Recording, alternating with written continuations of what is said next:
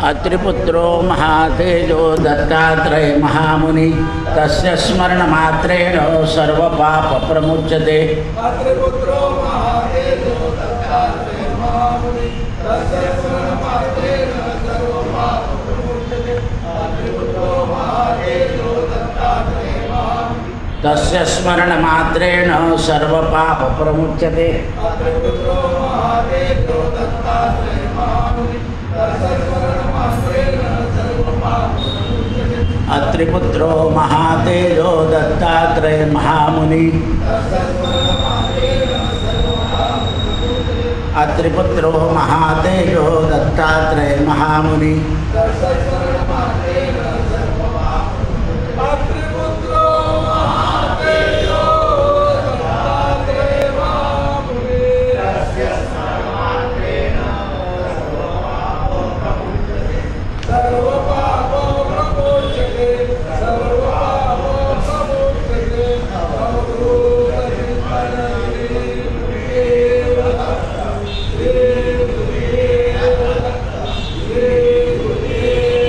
श्री राम जय जय राम। श्री राम जय राम। श्री राम जय राम जय राम।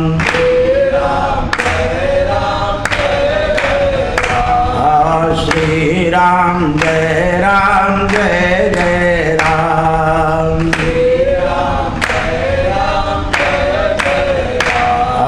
श्री राम जय राम जय राम।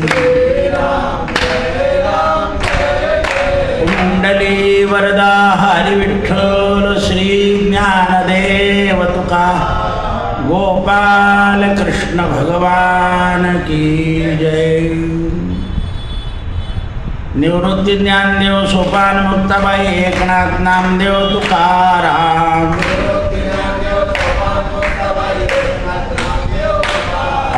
निवृत्ती ज्ञानदेव सोपान मुक्ताबाई एकनाथ नामदेव तुकाराम।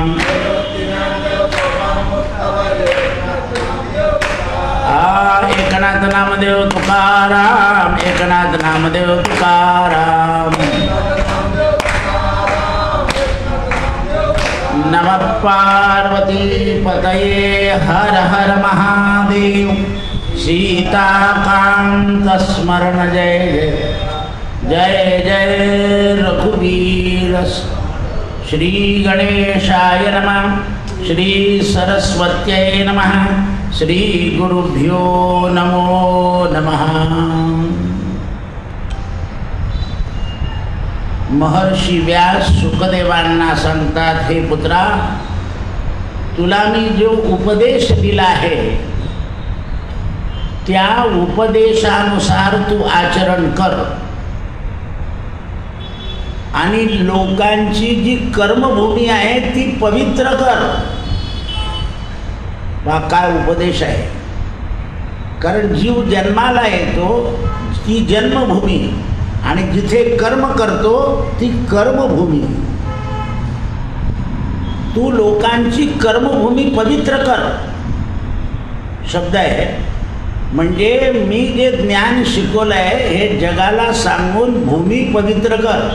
कारण लोक अपवित्र कर्म करतात म्हणून भूमी अपवित्र होते।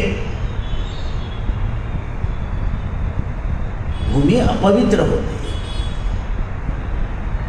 आता आपल्याला क्रोध रस्त्याने किती दिसतो बघा। थोडंसं जरी हे झालं तरी इतकं भयानक वातावरण निर्माण होतं। आता तो हे दाखवतात 2-2 मिनिटाचं, त्याच्यामध्ये भानगडीत दाखवले जातात आहे। म्हणजे क्रोध हा रस्त्यावर किती जोरात आलेला आहे आणि क्रोधाने नाश आहे। म्हणून कर्मभूमी पवित्र कर। तर कर्मभूमी ही ज्ञानाने पवित्र होते, नाही ज्ञानेन। ज्ञान नसेल तर कर्म नीट नाही होणार। म्हणून जगात ज्ञानाची गरज। आज ज्ञान आहे पण फक्त उदर भरण्याचं ज्ञान आहे, दुसऱ्याला उपद्रव करण्याचं ज्ञान आहे। म्हणून ते म्हणतात तू कर्मभूमी दिव्य कर आणि पुरुषांना शुभ कर्माचं ज्ञान दे. कालरूपी हा सर्प सगळ्या ऋतूमध्ये डसणार आहे. म्हणून कर्मफल हे रात्रंदिवस आपल्याबरोबरचं इंधन आहे. म्हणजे जसं तेल दिव्याला इंधन आहे, त्यामुळे आपलं कर्माचं फळ आपल्याबरोबर येणार आहे. या भूमीवर आपण जे कर्म करू ते कर्म आपल्याबरोबर येईल. आपल्याबरोबर दान भोग हे बरोबर येणार नाही. दानाने पुढच्या जन्मात पुण्य मिळेल. स्वर्गात जाशील तिथून खाली येईल. पण शास्त्र श्रवण केल्यानं, धर्माचरण केल्यानं मात्र जितेंद्रिय होण्याचा लाभ तुला प्राप्त होईल. म्हणून तू संयमी होऊन जगाला संयमाचं ज्ञान शिकव. एवढं सांगून व्यास थांबले.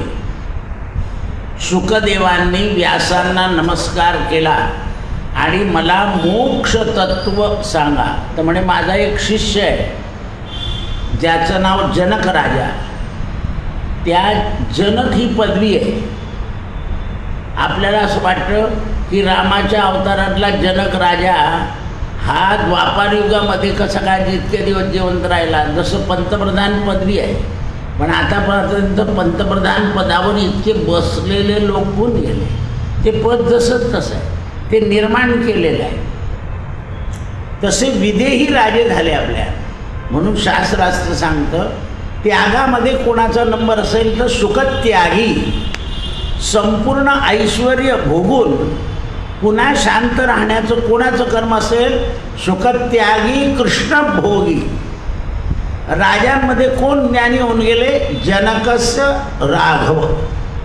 म्हणजे जनक राजा आणि राम हे राज्य भोगले यांनी, पण राज उपभोगाचा त्यांना कधीही उपद्रव झाला नाही. म्हणून जनक राजा आणि राम. वशिष्ठ कर्म करताश्च. जगामध्ये सगळ्यांनी कर्म केलं आहे, पण वशिष्ठासारखा कर्म करता कोणी जगात झालेला नाही. शुकत्यागी कृष्णभोगी जनकस्य नृपो राघव वशिष्ठ कर्म करताच पंचैते समज्ञानिना. हे जगामध्ये समान ज्ञानी आहे, यांच्यावरती कोणी ज्ञानी नाही. कारण यांनी कर्मही केलं, राज्यही केलं, त्यागही केला, भोगही भोगले. या सगळ्यामध्ये भोगून सुद्धा निरंतर राहील. म्हणून त्यावेळेस भीष्मपिता म्हणाले तुला मोक्ष तत्वाचा उपदेश माझा यजमान, माझा शिष्य जनक राजा सांगेल, तर तू आता जनक राजाकडे जा. कारण काही तत्वज्ञान हे आपल्या स्नेही माणसापेक्षा जो परका माणूस सांगतो ना त्याचं लवकर बुद्धीला पटतं. म्हणून जसं आपल्याकडचा डॉक्टरही शिकलेला असतो, पण हे अमेरिकेहून आले असं आहे ते. पूर्वी जो नाशिकला इथे प्रॅक्टिस करायला होतं त्याने जळगाव दवाखाना टाकला. आता त्याच्याकडे नाशिकचं जळगावचं माणूस नाशिकच्या डॉक्टरला दाखवायचं आहे. हे दात उपटण्याचं बी काम तसंच आहे. इथल्या वेळी डॉक्टरला येतं, पण तो धुळेवून येणार आहे विशेष. तो तेच काम करतो. म्हणजे त्याच्या मागे काय जास्ती लागतं?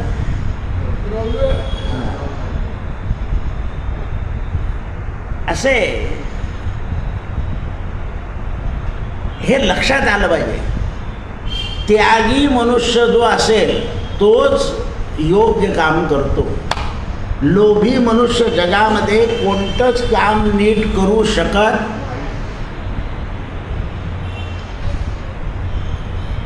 आत्ताच संध्याकाळी मला एक फोन आला तर जो मनुष्य जगाचं पहिलं 10वा 11वा करतो त्याला सुतक झालाय. तो म्हणे दिवा लावायचा का देवीचा. मी नंतर याला भाऊला बोलणार होतो, पाय रे भाऊ आता जर सुतकच झालं नाही म्हणे ते 10 पिढ्या, म्हटलं ते तुम्ही मोजा 10 पिढ्या, पण सुतक असल्यावर दिवा लावता येत नाही. मला रामाचे हार काढता काढता सांगावं लागलं. काय कारण आहे? तर हे लक्षात ठेवलं पाहिजे.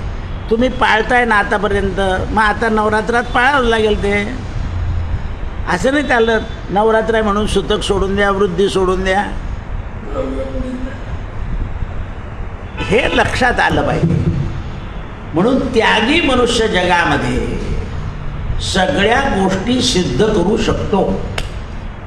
लोभी आणि कामी मनुष्य प्रत्येक कर्मामध्ये दोषी होऊ शकतो. होतीलच असे सगळे नाही आपण म्हणायचं आहे, पण तो लोभ त्यांच्याकडून ते काम करून घेतो. तो काम त्यांच्याकडून ते काम करून घेतो. तो क्रोध त्यांना बळी पाडतो. म्हणून भगवद्गीता सांगते काम क्रोध लोभ हे नरकाचे 3 दरवाजे आहे, त्याच्यातून जाल तर भोगालच.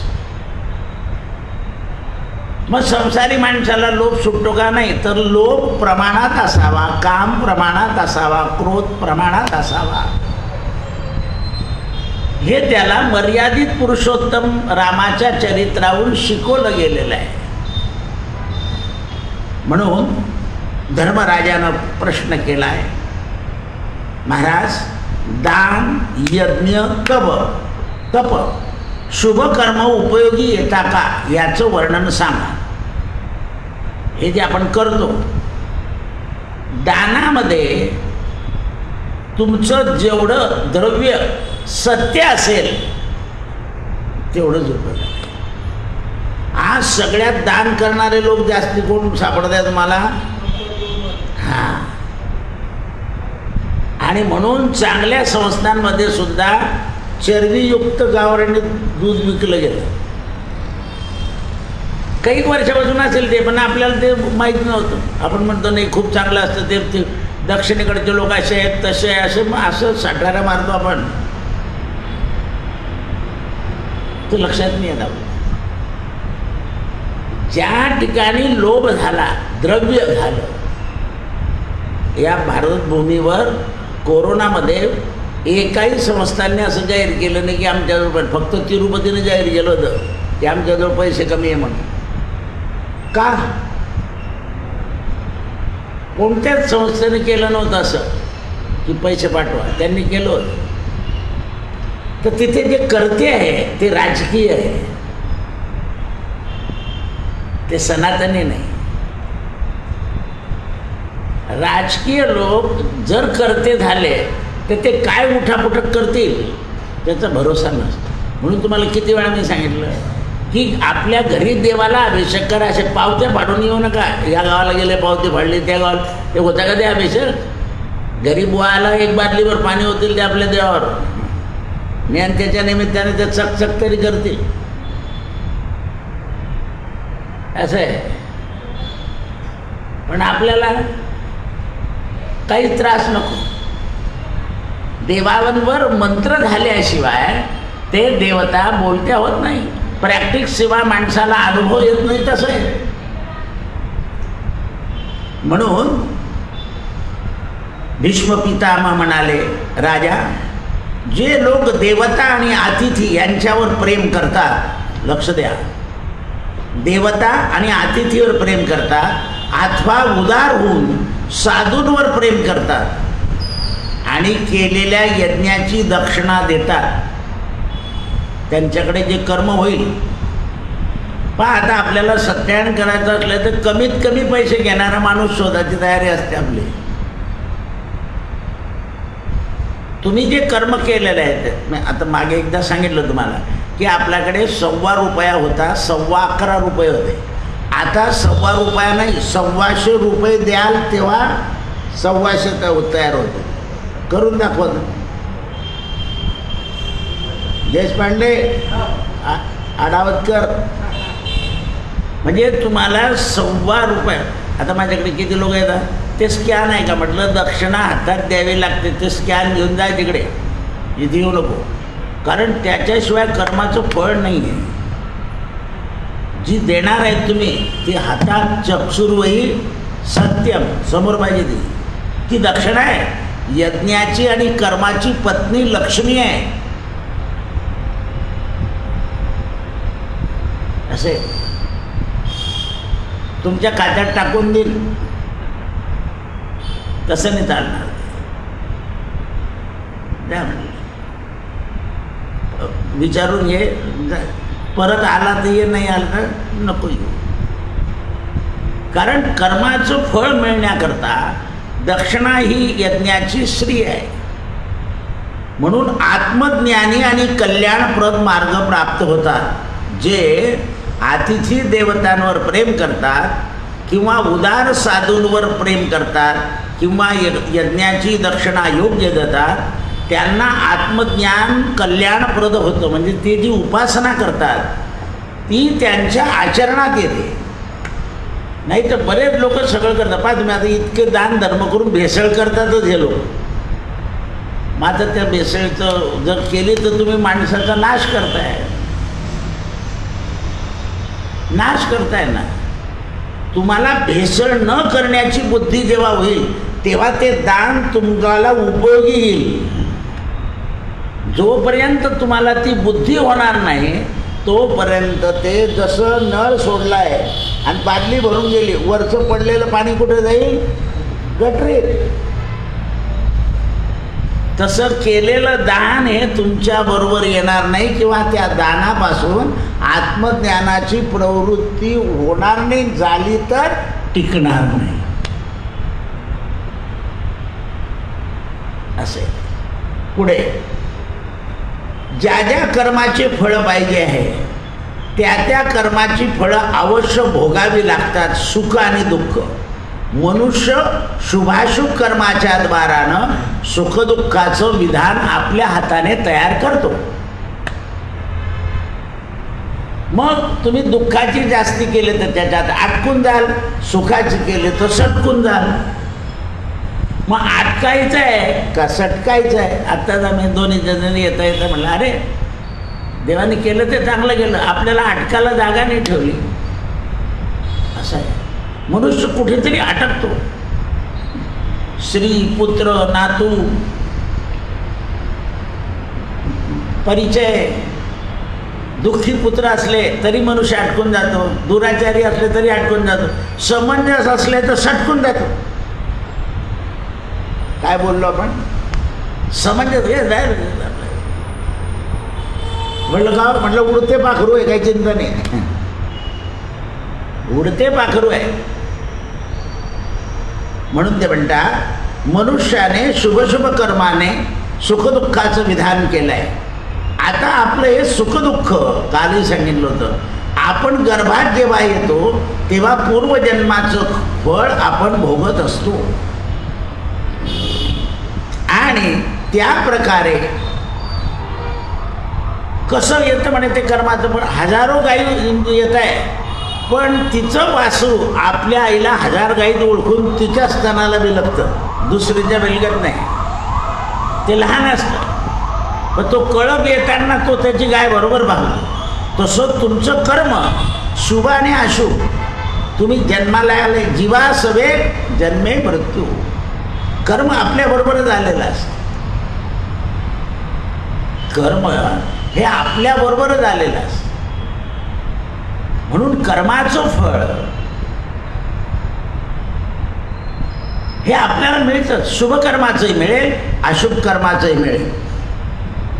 म्हणून ते म्हणतात की तो ज्याप्रमाणे आईला ओळखून घेतो त्याप्रमाणे पूर्वजन्माचं आपलं कर्म कर्त्याच्या जवळ येत असतं आणि त्याप्रमाणे आपल्याला ते जसं मळकं वस्त्र नुसतं पाण्याने जरी धुतलं तरी त्याचं पहिलं रूप निघून जातं, ते पांढरं दिसत नाही. त्याप्रमाणे आपलं कर्म जर केलं आपण तर त्याने मग कर्म कोणत्या कर्मात? तर देहाला तापवायचं कर्म करायचं म्हणजे व्रत, उपोषण. त्या तपानं आपलं चित्त जे आहे ते शुद्ध होत जातं. जो आपण उपास करतो त्या उपासाने आपलं चित्त शुद्ध होत जातं. शुद्ध म्हणण्यापेक्षा स्वच्छ होत जातं आणि दीर्घकाल ते अनंत सुख करतं. म्हणून तपे विण दैवत, दिदल्या विण प्राप्त, गुजे विण हित कोण सांगे. म्हणून त्यावेळेस त्याला दीर्घकालीन तप म्हटलं आहे आणि त्या तपाने पाप दूर होतं. जसं सोनं वापरलं की मलिन होतं, त्याला अग्नीत टाकलं की मळ जसा नाश पावतो, त्याप्रमाणे तपानं पाप नष्ट होतं.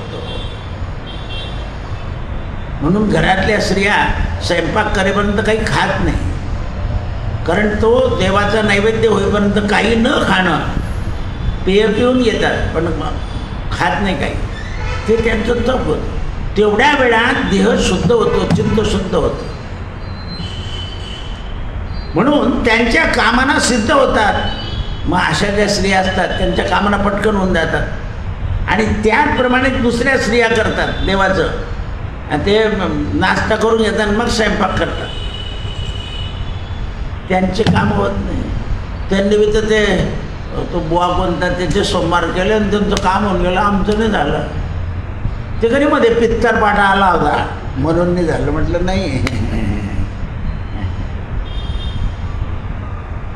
तसं नाही आहे. त्याने करताना ते व्रत तसं पाळून केलं. कोणतंही व्रत करताना परान्नम वर्जम, परनिंदा वर्ज, हे गोष्ट वर्ज करायचं आहे. म्हणून उपास असेल तर कोणाच्या घरी सोडायचं नाही. म्हणून आपले वैष्णव एकादशीला आणि चतुर्थीला लग्न ठेवत नाही, कारण येणाऱ्या माणसाला हे व्हायला नको ना, तो विनमुख जायला नको. काही लोक म्हणतात साबुदाण्याची डाळ ठेवा, ती काही अंदाजाने केली जाते, संपून जाते. म्हणजे गाव जेवणाचं माणूस नाही गोड खाता येत तो वरण भात तरी खाऊन घेतो, भाजी पोळी खाऊन घेतो, असं आहे. हे लक्षात आलं पाहिजे. म्हणून राजा दीर्घकालीन अनंत सुख त्याच्याने प्राप्त होतं. म्हणून दीर्घकाल करणारे तप करणारे ऋषी लोक झाले, त्यांनी आपले पाप सोडले, त्यांच्या कामना सिद्ध झाल्या. ज्याप्रमाणे आकाशामध्ये पक्षी उडतात समुद्रावरून नदीवरून, तर ते उडता उडता सुद्धा पाण्यामध्ये खाली मत्स्य कुठे असं पाहतात. मग त्या द्वारकेला जाल तुम्ही किंवा इकडे जाल तर नावेमध्ये बसल्यावर ते पक्ष्यांना असं अन्न फेकलं की ते बरोबर धरतात. पण ते पाण्यावर उडता काय आहे तर खाली जर दिसली तर वरतून खाली येतात आणि पटकन तिला उचलून घेतात. त्यामुळे याला आज गंगासागरून पाणी आलं ना स्नानाला, तर तिथे कावळे असे होते समुद्राच्या किनाऱ्यावर. मी पहिल्यांदाच गेलो होतो. एवढे कावळे तिथे समुद्राच्या किनाऱ्यावर काही श्राद्ध करत नाही. आम्ही श्राद्ध केलं मग ते झालं. पण तेवढ्या वेळात ती मत्स्याचं पिल्लू बाहेर आलं, बरोबर त्या कावळ्यानं पकडलं. अरे म्हटलं हे ह्याच्याकरता इथे बसलेलं आहे. असं आहे, भरपूर कावळे आहेत तिथे. जसं मुंबईला कावळेच कावळे आहे, नाही असं सापडतच नाही कुठे. म्हणून त्यावेळेस कामना सिद्ध होतात. पुण्य करणारे लोकांना गती लगेच प्राप्त होते आणि खोटं काम करणाऱ्यांना दुर्गती ही अहितकारक आहे. म्हणून कर्मच महत्त्वाचं आहे. राजानं दुसरा प्रश्न विचारला. राजा म्हणजे धर्मराजा. दादाजी, व्यासांनी महातपस्वी धर्मात्म्या सुखाचा जन्म कसा घडवला आणि का घडवला? व्यास हे त्रिकाल ज्ञानी आहे. त्यांनी पांडवांचा वंश सुद्धा वाढवला, नाही वंश संपणार होता. त्याच व्यासांनी कलियुगाचा विचार करून एकच वक्ता असा बनवीन मी की तो जगात कलियुग संपेपर्यंत त्याच्या नावाने ज्ञान चालेल. सुखदेव सांगतात राजा परीक्षित. बस एकच वक्ता आहे. त्याच्यामध्ये अनेक वक्त्यांची नावं आली, पण सुरुवातच वक्ता असं करतो. सुखदेव सांगतात राजा परीक्षिता. हे लक्षात आलं पाहिजे. का केलं तर कलियुगामध्ये माणसाला हे सगळं ज्ञान जो तो आपल्या परीनं काही सांगत राहील. आज तसंच झालंय, जो तो काहीही सांगतो, काही सांगतो, काही करतो. द्रव्य मिळवण्याची वेळ आली की त्याला 10 दिवसाचं सूतक नको असतं, 10 दिवसाची वृद्धी नको असते. पण शास्त्रानं का लावलेली आहे, काय कारण आहे? वनवासी लोक जे आहे ना त्यांना वृद्धी किती दिवस आहे माहिती का? 40 दिवस रानात राहणाऱ्या लोकांना. म्हणून वनातल्या पुरुषांना स्त्री 40 दिवस दिसणार नाही म्हणजे दिसणारच नाही. ते पोरगही दिसत नाही त्यांना 40 दिवस. एकदा त्या बापाने पाहून घेतलं की तो 40 दिवस त्या बाईच्या समोर येऊ शकत नाही. तो काटेकोरपणे पाळतात, कारण त्यांचा संयम राहत नाही. मुद्दा कशा करताय? संयमा करताय. काही लोकांना 10 दिवस वृद्धी दिली आणि यांना 40 दिवस दिली, कारण हे संयम ठेवू शकत नाही. असं आहे. असं कसं काय फरक केला? अरे ऐका, त्याला कारण आहे. ते सगळे त्याग करू शकत नाही. त्यागाकरता पूर्वबुद्धी लागते. बरेच लोक असे महाराज लोक एकादशीच्या दिवशी रात्री जास्त भूक लागली की थोडंसं खाऊन येतात. लागली एकादशी, तर एकादशी जेव्हा संपेल दुसऱ्या दिवशी सकाळीच उदयात उदयम वाराहा, या सूर्योदयापासून त्या सूर्योदयापर्यंत जो काळ असतो, मी रात्री 12 वाजता जरी ती संपली तरी नाही. हे आपण 12 वाजता बुधवार लागला गुरुवार लागला का करतो? ते नवरदेव आखलाचा असतो म्हणून.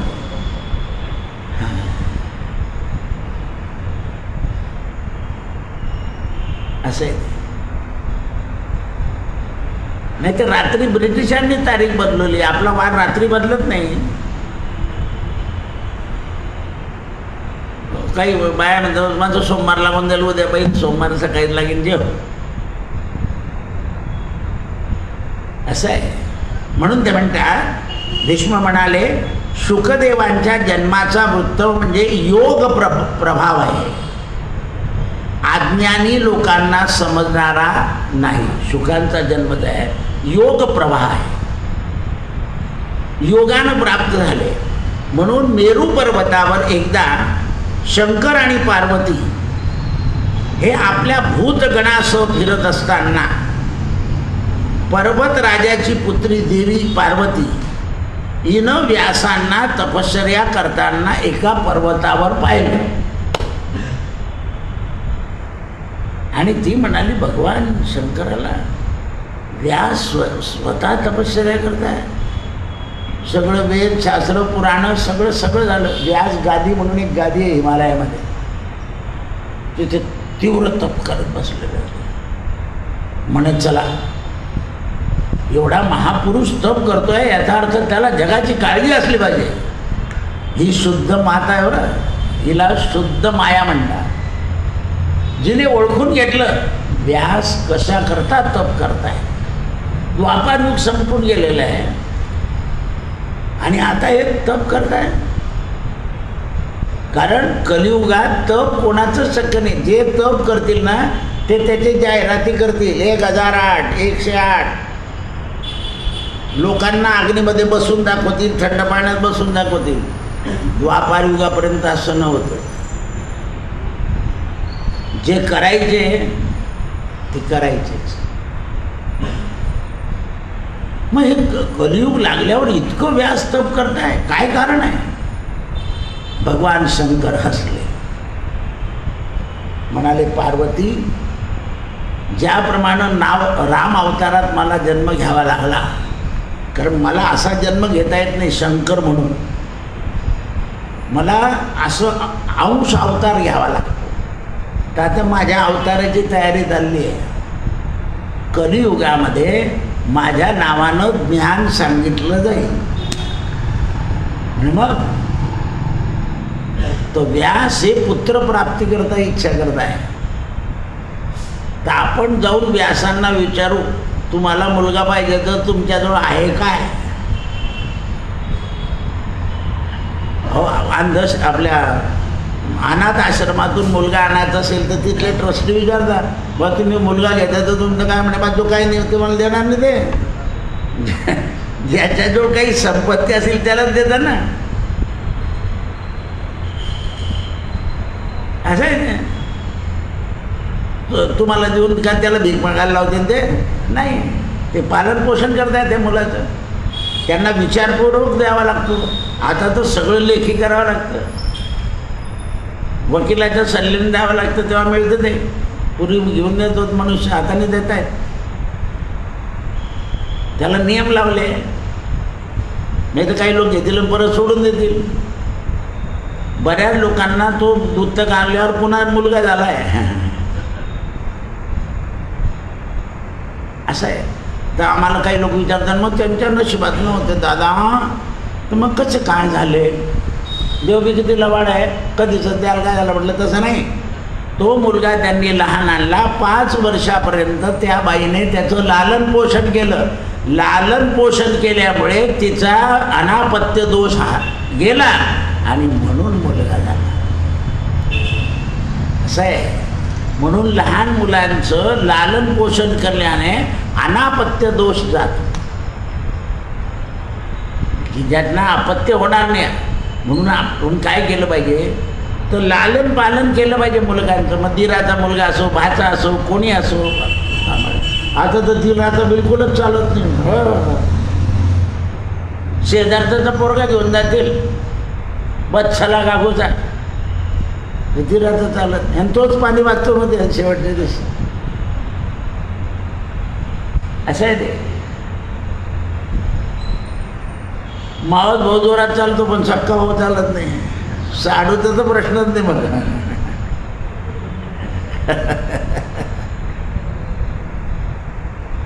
पूर्वी साडू लग्नातच भेटायचे, असे भेटत नसते. आता तर येऊनच राहतात येता जाता. म्हणून भगवान शंकर आणि कृष्णदायपणांना पर्वतावर जाऊन विचारलं, काय संकल्प आहे?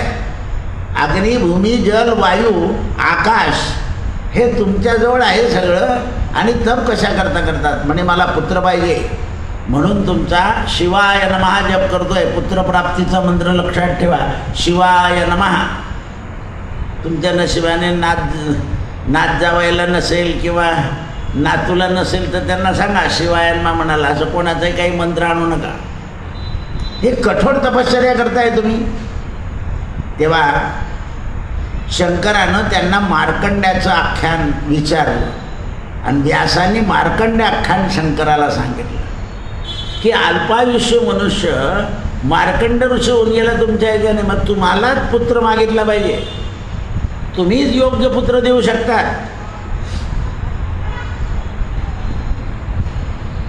दुसरा देऊ शकणार नाही.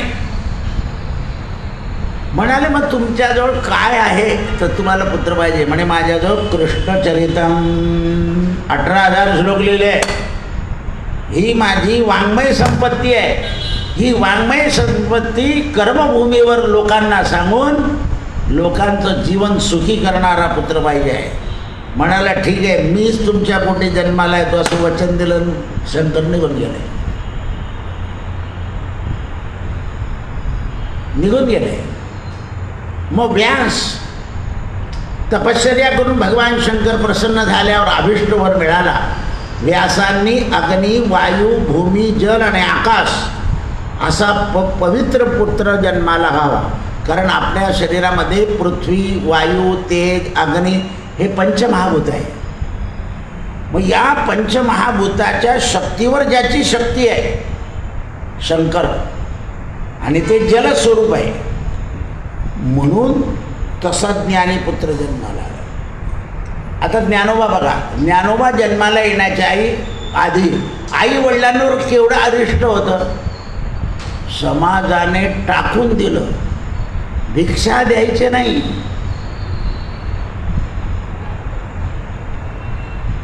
रुक्मिणी आईसाहेबांच्या वडिलांनी सुद्धा आनंदीत गावाच्या बाहेर ठेवलं, जा बाबा. का? तर पृथ्वी, आप, तेज, वायू, आकाश याची सगळी किमया झाली. ज्या दिवशी भिक्षा मिळायची नाही तेव्हा विठ्ठल पंतन आईसाहेब रुक्मिणी इंद्रायणी नदीच्या काठी जायचे. नदीचं नाव आहे इंद्रायणी, जी इंद्रियांना शांत करते अशी इंद्रानं निर्माण केली आहे. कुठून? डाकिन्याम भीमशंकरम. तर तिथे जायचे आणि भूक लागली तर वायू भक्षण करायचे. असं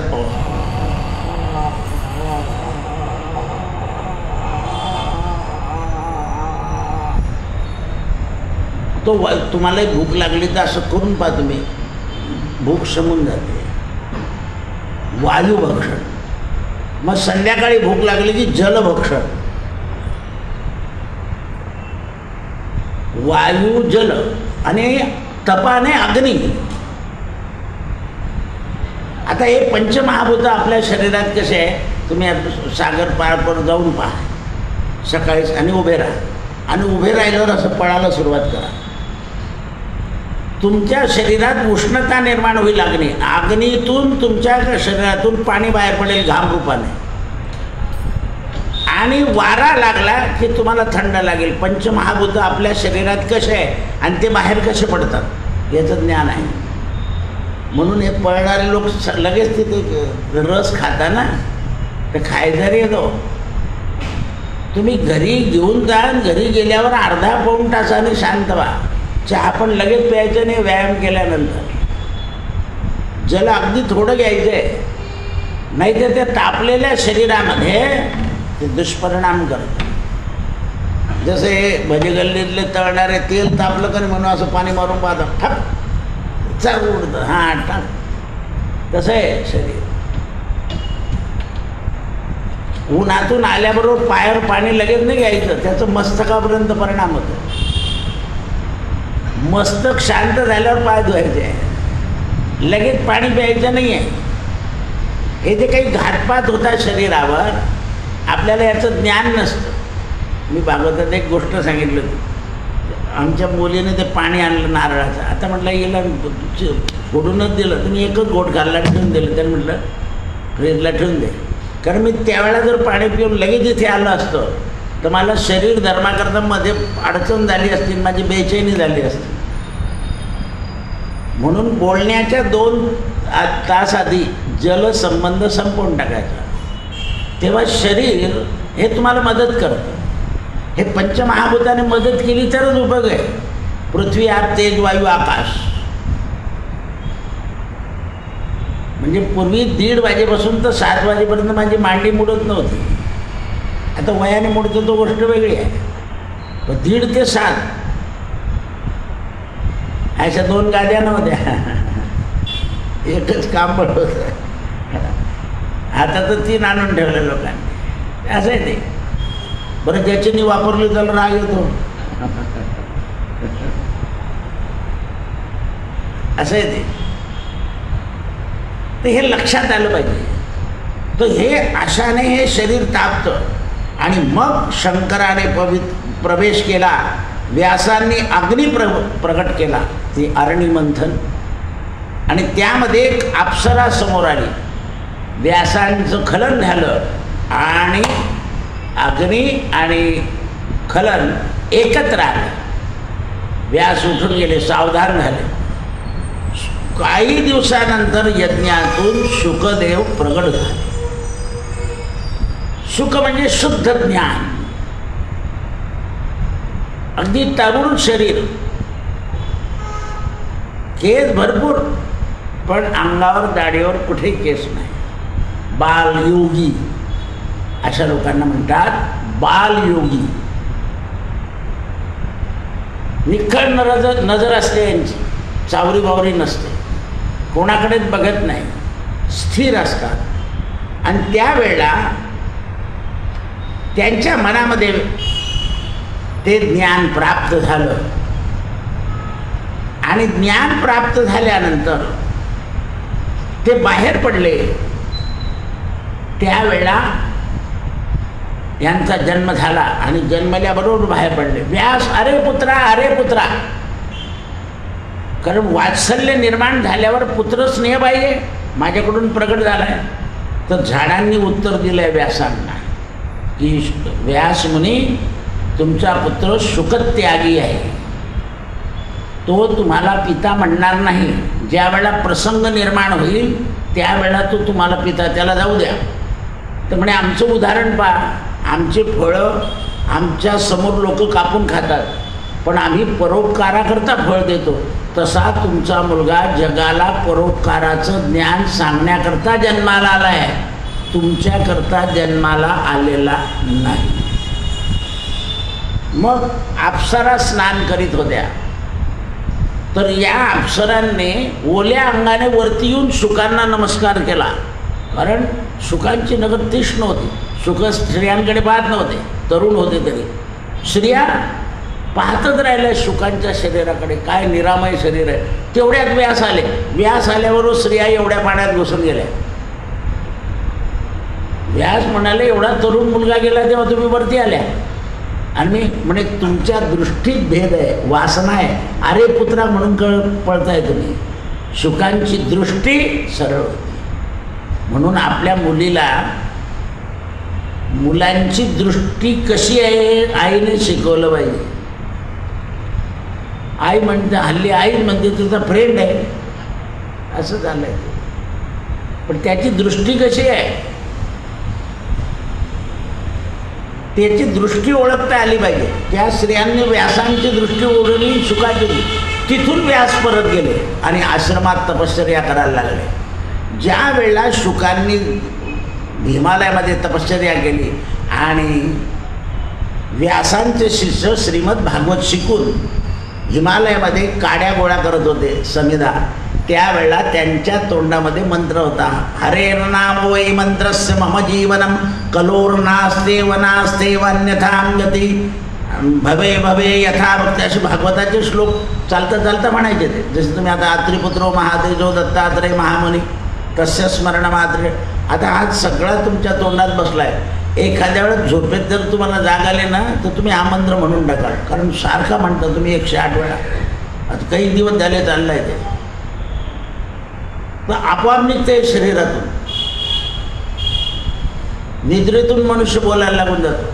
काही वेळा रामरक्षा म्हणून जागृत होऊन जातो. तर जागृती स्वप्नी क्रिया होते. जसं जसं शरीर शुद्ध होईल तसं तसं. बऱ्याच लोकांना व्याधी झाली की लगेच ते झोपून जातं. परत जय हनुमान ज्ञान सागर जय कपिसिद्धी लोक येऊन जाते त्याच्या तोंडामध्ये. खरं ते शरीर शुद्ध झालेलं असतं. म्हणून व्यासांनी पुन्हा त्यांचा तपासणं केला. मग या शिष्यांना विचारलं शुकांनी की हे श्लोक तुम्हाला कोणी शिकवतं. म्हणे आमचे गुरु. कुठे चाललं पाहिलं तर व्यास. शुक वडील म्हणून समरण गेले. तेवढं उठले व्यास. ये रे भाऊ म्हणे, मी तुमचा मुलगा नाही, शिष्य म्हणून आलो आहे. लांब राहायचं, कारण मुलगा आला की तुम्ही खरं शिकवणार नाही, तुम्ही माझ्यावर स्नेह कराल. मग व्यासांनी 18,000 श्लोक शुकांना शिकवले आणि मग गुरूंच्या आणि बापाच्या चरणावर मस्तक ठेवलं. म्हणे बोला गुरुदक्षिणा काय पाहिजे. तरी व्यासांनी तेच मागितलं. म्हणे तुझं लग्न मला करायचं. म्हणे असं बाहेर आले. आपली सूर्यावरून छाया पाडली आणि छायारूपी सुख व्यासांना दिला आणि हे तपाला निघून गेले. माया. व्यासांनी एवढं ज्ञान जगाला लिहिलं पण मायेनं त्यांना सोडलं नाही, पछाडलं. मग हे व्यासांचं उदाहरण आपल्या डोळ्यासमोर का, तर आपण हे करतो आहे हे भगवंत प्राप्तीकरता जर करत असाल किंवा द्रव्य प्राप्तीकरता करत असाल किंवा प्रसिद्धी प्राप्तीकरता करत असाल. आता एक पुष्कळ लोक कथा वाचक आहे ना, यांना कोणी पुरस्कार दिला तर लगेच घेऊन येतात. पुरस्काराकरता करू नका.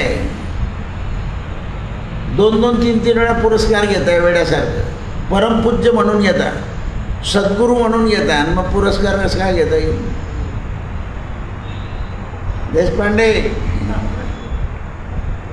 त्या टी व्हीवर महाराज पहा तुम्ही, ते ब्रह्मज्ञान सांगतात. सगळी दाढी पांढरी मिशी काळी, लाल असा बघा. तेव्हाच लक्षात येतं ते का बरं हे पांढरं चालतं मग एवढंच का बरं काळं पाहिजे, काय त्याच्यात काय असं काय इंटरेस्ट काय आहे त्याच्यात? ब्रह्मज्ञान सांगायचं जगन मिथ्य, मग केस मिथ्य नाही का, मग त्याला का बरं काळ गेले?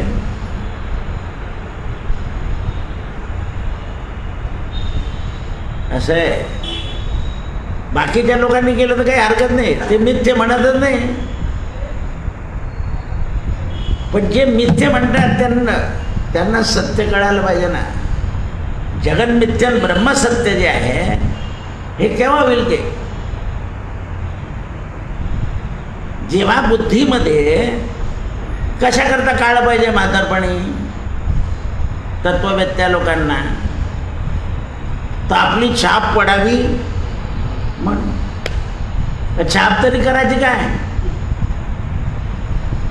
कोणाची टिकली आहे तर तुमची टिकेल.